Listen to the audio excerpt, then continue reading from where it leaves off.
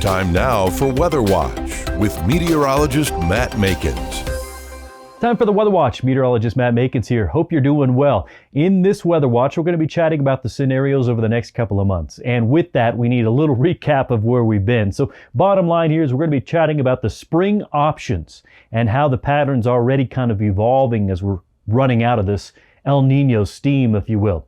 If you look at what the forecast was versus where we've been so far for this winter, see a close match here for the upper Midwest. Very warm across the north and then cooler pockets down to the south. So the forecast for this kind of moderately strong El Nino event is right on track as far as temperatures are concerned. Precip, well, most of it should have focused on Texas on up into the central and northern plains. It is doing so, but not so much for West Texas or East New Mexico. So that's a bit of a difference.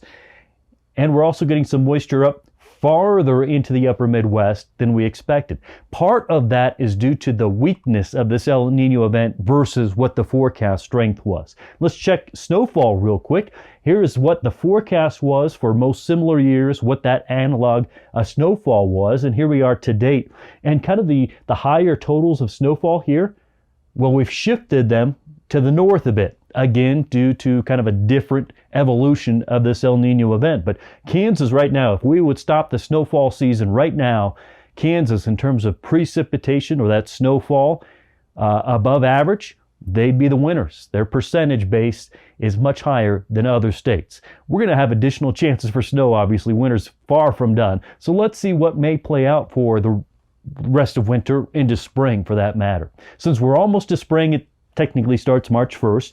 Here's the spring outlook with El Nino and the spring outlook with neutral conditions.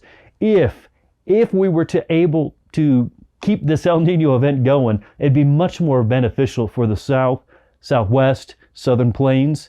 We're going to lose some of that steam. We already have. We've already seen that. So that's going to be able to spread that moisture out more so to the north. So if you're central and northern plains, better spring outlook. If you're Texas, New Mexico, you wanted that strong El Nino in place. Again, not necessarily likely as we're losing steam. So here's your most likely scenario for precip for this spring. Not bad, all things considered. Until the next Weather Watch, Matt Makens.